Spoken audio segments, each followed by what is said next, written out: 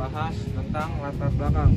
Biostratigrafi menggunakan sebaran fosil dalam batuan sedimen untuk menentukan umur relatif dan korelasi batuan.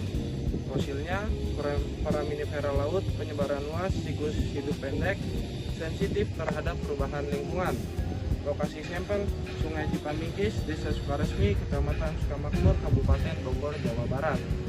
Tujuan penelitiannya adalah yang pertama yaitu mengidentifikasi dan kelimpahan mikrofosil sebagai penentuan umur relatif.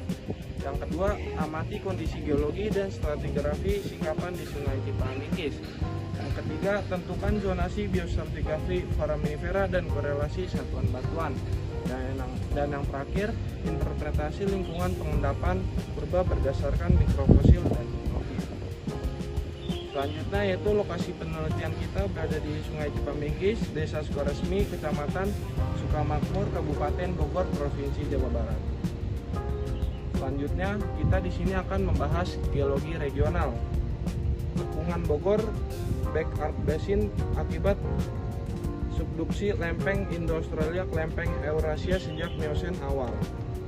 Terus di situ terdapat formasi jatiluhur dominan berumur Miocene tengah hingga akhir. Litologinya adalah batu pasir tufan, batu lempuh, lanau, sisipan batu gamping, mencerminkan laut dangkal dan laut dangkal sampai laut menengah. Selanjutnya aktivitas tektoniknya itu dibatasi kompleks Gunung Salak Barat dan Gunung Gede Pangrango Timur Laut. Struktur lipatan dan sesar naik berorientasi barat timur akibat kompresi Pilo sampai Pleistosen. Litofasis formasi jatiluhur terdapat batu pasir tufan dan lanau tufan. Selanjutnya ada batu lempung, batu gamping foraminifera, karbonat bioklastik dan fase silisi plastik karbonat. Baik, pada kesempatan kali ini saya akan menjelaskan kolom stratigrafi dan distribusi foraminifera. Untuk keterangan kolomnya, stasiun C1 hingga C20 dari bawah ke atas. Lalu litologi yang didominasi oleh batu pasir dan batu lempung, sisipan pekstone. Lalu struktur sedimennya terdapat cross lamination, lalu laminasi sejajar, lalu convolute sampai tipikal arus terbirit. Lalu untuk foraminifera planktonik, Globigerinoides, lalu ada Globorotalia, lalu ada Globorotalia menardil dan lain-lain. Lalu trennya distribusi spesies berubah ke arah atas lingkungan hingga makin dangkal. Lalu saya akan menjelaskan distribution foraminifera planktonik, biostratigrafi dan paleobatimetri formasi jatiluhur lintasan es Cipamingkis.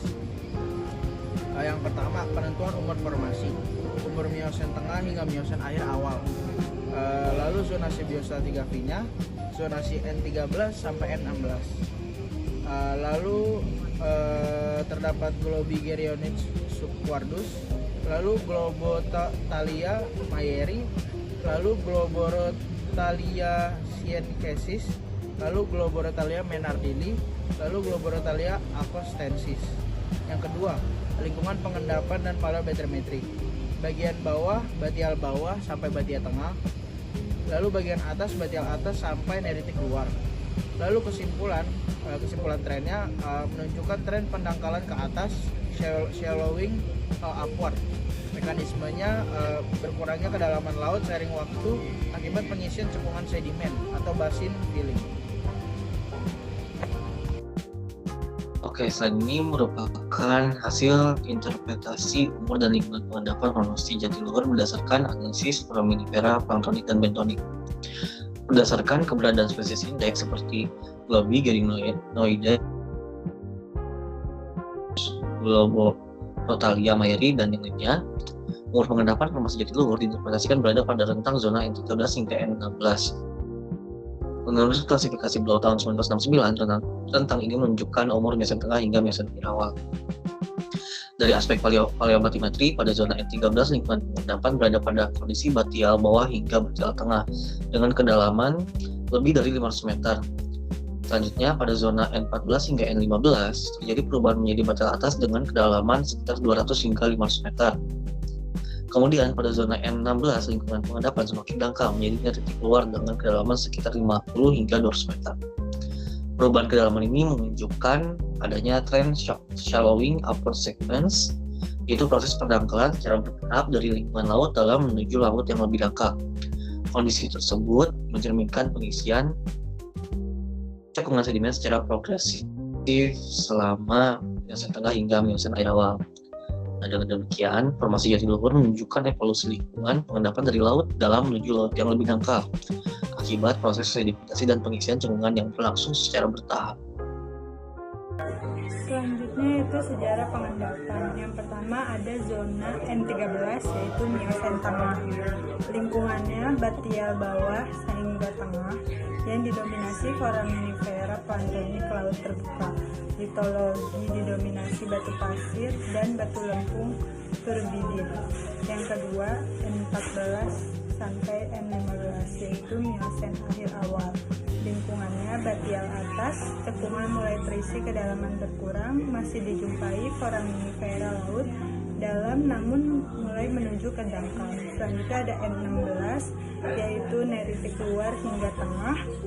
Proses pengisian cekungan berlanjut, variasi litologi dan asosiasi foraminifera mencerminkan laut yang lebih dangkal. Baik, berikut saya akan membacakan kesimpulan. Yang pertama ada umur formasi jatiluhur. Formasi jatiluhur di daerah penelitian berumur Miocene tengah hingga Miocene akhir awal, yang termasuk dalam zona N13 hingga N16 menurut Blow 1969. Lalu yang kedua ada Species Index.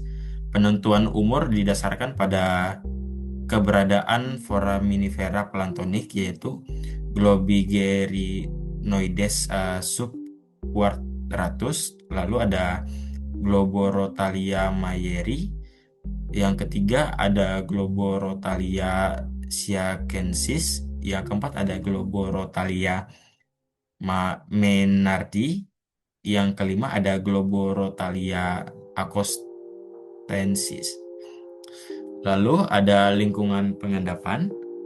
Lingkungan pengendapan mengalami perubahan dari batial bawah ke tengah, kemudian batial atas hingga neritik luar, yang menunjukkan kondisi laut semakin dangkal. Lalu ada tren sedimentasi. Formasi jatiluhur menunjukkan bahwa shallowing upward yaitu pendangkalan lingkungan pengendapan secara bertahap akibat proses pengisian cekungan sedimen atau basing filling. Sekian dari kelompok kami, kelompok 19. Jika ada salah kata mohon dimaafkan. Assalamualaikum warahmatullahi wabarakatuh.